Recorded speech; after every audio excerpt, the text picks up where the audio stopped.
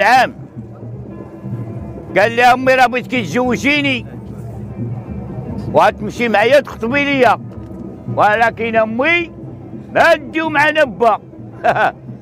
با فيه الهضره خايبه، غيخسر لنا الهضره مع النساب وخلانا شي ما درناه. قالت لامو على وليدي انت مسخوط ضروري نديو معاك باك. الا انت ميت لك باك راه عندك باك، سير وليدي هضر مع باك وقول لي يا با منين نمشيو عند الناس انت جلس واسكت وانا غادي نهضر مع الناس. لا قال لي هكا بعدا مزيان، وين مشي عند باه والوالد؟ لا ياك لاباس؟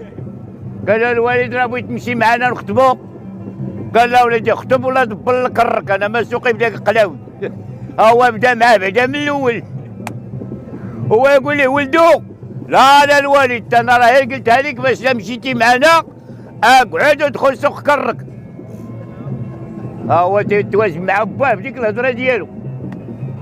ما عليناش الغدا مشاو عند الناس حطوا لهم حليوه بالرتاتاي كلاو شربوه. وين تقبات العروسه هو يقول لبات العريس دوي الحاج دوي. وينو الدري؟ قال لي لا لا لا لا لا لا الله يستر عليك، لا خلي الوالد ساكت راه غادي نهضر انا. قال له وليدي راه حشومه باك حاضر وتبدا كتهضر انت وتخلي باك ساكت، هادي راه قلة الاداب هادي. حشومه دوي الحاج دوي. هو دوي باش الدري. قال له سيدي طالبين راغبين بغينا طبون بنتكم نزب ولدنا. اسمع الخطبه كي دايره يا ولد. هو يقول لي بات العروسه يا لطيف يا لطيف. اش هاد الهضره الحاج وحشومه وماشي هكا خاصك تقول. قال له واش خاصني نقول؟